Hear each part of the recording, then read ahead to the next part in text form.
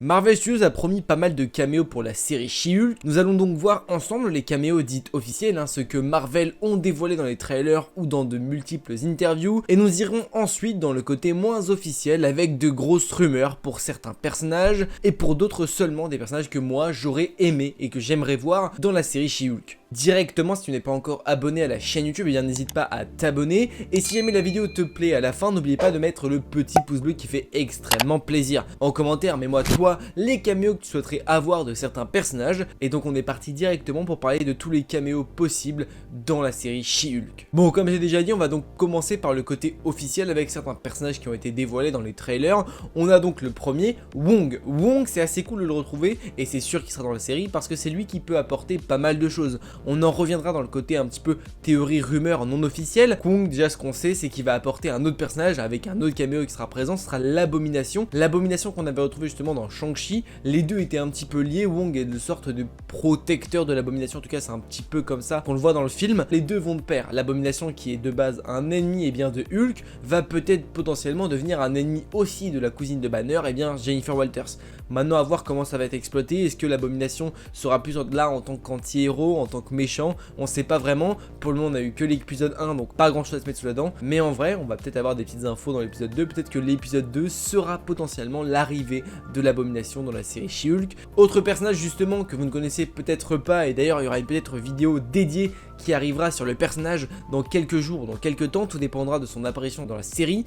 On a Titania. Titania, c'est la méchante que l'on voit apparaître très légèrement à la fin du premier épisode de She-Hulk. Alors dans les comics, c'est une grosse méchante de She-Hulk. Là, elle a été présente que très peu. Elle s'est fait humilier très rapidement, histoire de montrer un petit peu la force de She-Hulk, ce qu'on n'avait pas forcément vu auparavant. Donc pour le coup, voilà, c'était une mise en bouche de Titania. J'espère qu'elle sera de retour parce que ça reste un personnage assez cool dans les comics. En plus de ça, elle a quand même une grosse équivalence avec She-Hulk en termes de force. Donc j'espère la retrouver, honnêtement, pas de doute. Et si jamais on la voit assez récurremment, il y aura une petite vidéo qui s'appelle Qui est Titania, qui arrivera sur la chaîne YouTube d'ici peut-être la semaine prochaine ou la semaine d'après, tout dépend de quand est-ce qu'elle arrive et surtout de son intérêt dans la série. Autre personnage que celui-là, c'est sûr que vous l'attendez tous, et bien c'est Daredevil. Le retour de Daredevil dans le MCU. On a eu le retour de Matt Murdock dans No Way Home, et là on a la combinaison du duo qui sera donc bel et bien le retour de Daredevil dans le MCU. Ça fait plutôt plaisir, beaucoup l'attendaient. Nouveau costume, alors est-ce qu'il fait partie, et est-ce que c'est la suite logique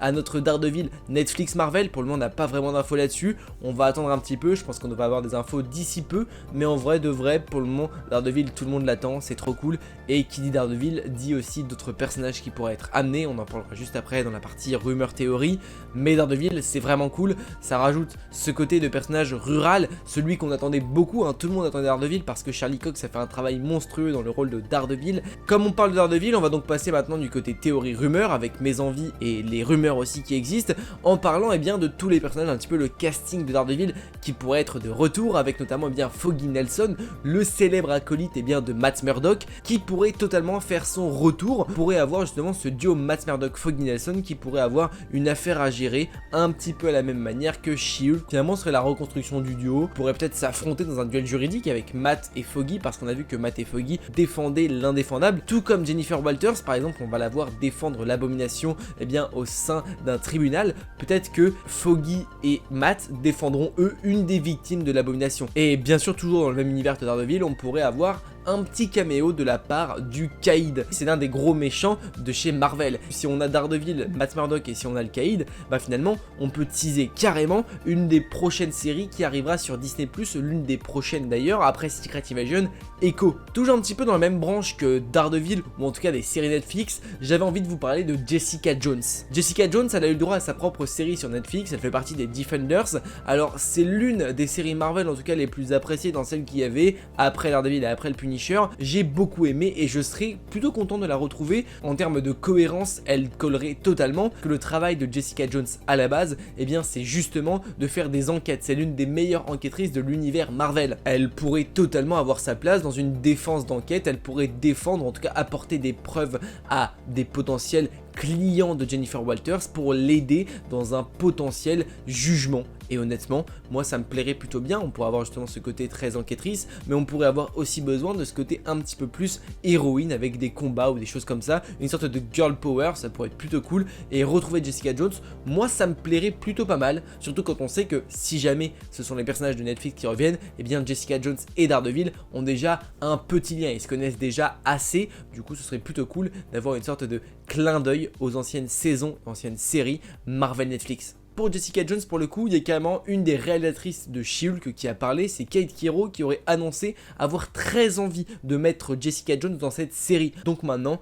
reste plus qu'à voir. Et puis en vrai, ils nous ont dévoilé Daredevil dans un trailer. Je pense que s'ils ont osé nous le montrer dans un trailer, ça veut dire qu'ils nous concoctent encore pas mal d'autres surprises. Et ça, j'aime beaucoup. Bien sûr, comme on parle de l'univers de Hulk, et c'est notamment le retour de Hulk sur écran avec une série à son nom entre guillemets, certes c'est pas la série de Hulk en lui-même, mais il reste un personnage énormément important pour la série, et bien on pourrait peut-être retrouver tout un petit peu à la manière de l'Abomination, le casting un peu qui avait disparu depuis le film L'incroyable Hulk. On sait que le Général Ross sera de retour, et j'en ai pas parlé tout à l'heure, mais le Général Ross sera de retour, et là on va surtout parler bien de sa fille Betty Ross, parce qu'en soi, et bien finalement, depuis L'incroyable Hulk, on ne sait pas du tout ce qu'elle est devenue. On n'a eu aucune nouvelle d'elle, autant son père le Général Ross, on l'a vu dans Civil War par exemple, autant là pour le coup, Betty, on l'a jamais revue. Et pourquoi pas clôturer son arc qu'on avait commencé dans L'Incroyable Hulk, en clôturant son arc et bien dans She-Hulk, sans pour autant pousser un truc très incroyable, mais histoire de conclure entre Betty et Banner, histoire de voir où on en est,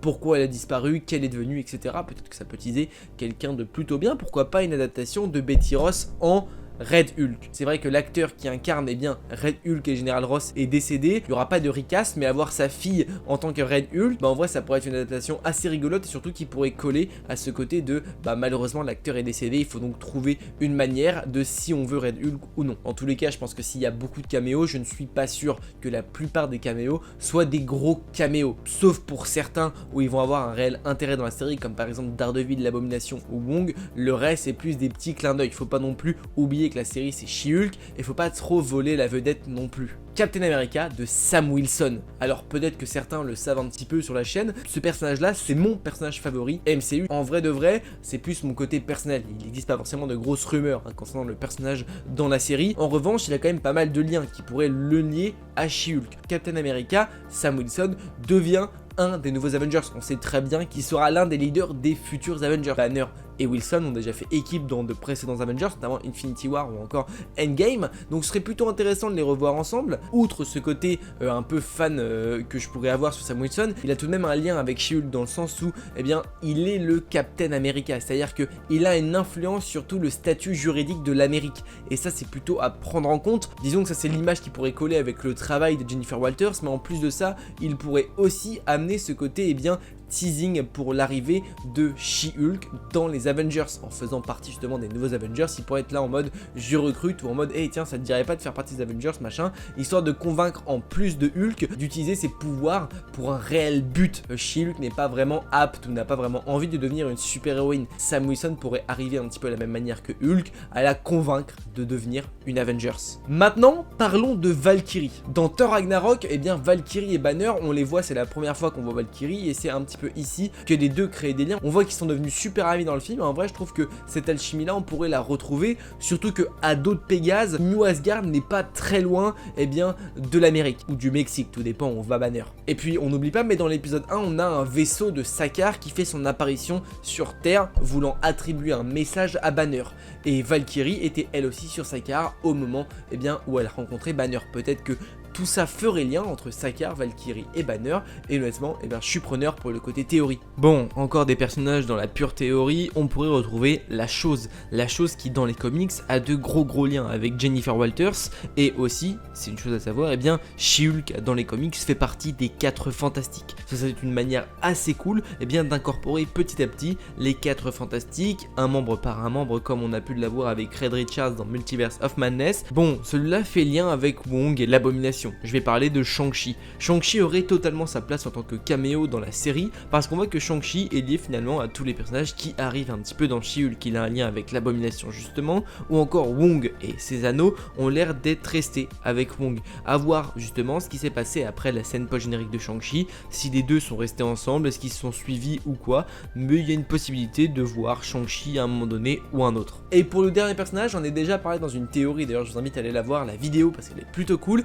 mais on va parler du potentiel fils de Hulk, Scar. Scar, eh ben, c'est un peu la même façon que Valkyrie, c'est-à-dire qu'il y a le vaisseau de Sakaar, et peut-être que le personnage présent dans le vaisseau de Sakaar, eh bien c'est tout simplement Scar, qui serait là pour régler des comptes avec son père, Banner qui sait pas vraiment que c'est son enfant, mais en tout cas, si vous voulez voir un petit peu plus cette théorie, n'hésitez pas à aller voir ma vidéo, pour le coup j'explique assez bien, et surtout on est plus en détail sur le sujet de pourquoi, comment il pourrait être là, et surtout pour quelles raisons, donc n'hésitez vraiment pas à aller voir la vidéo. Écoutez, je pense avoir fait plutôt le tour pour cette vidéo, quel caméo pour She-Hulk, moi forcément le caméo que j'attends le plus, eh bien ce serait Captain America étant mon personnage favori, mais je suis assez aussi pressé de voir Daredevil ou l'Abomination, revoir des personnages qu'on a vus il y a très longtemps, les revoir ça me plaît plutôt bien. En tout cas ce qui est sûr c'est que pour le moment She-Hulk a très bien démarré, bien sûr si jamais la vidéo vous a plu vous pouvez mettre le petit pouce bleu, ce qui fait extrêmement plaisir. On peut également s'abonner à la chaîne YouTube si vous n'êtes pas encore abonné, et autre chose possible, vous pouvez carrément mettre en commentaire vous le caméo que vous attendez le plus. Bien évidemment les amis,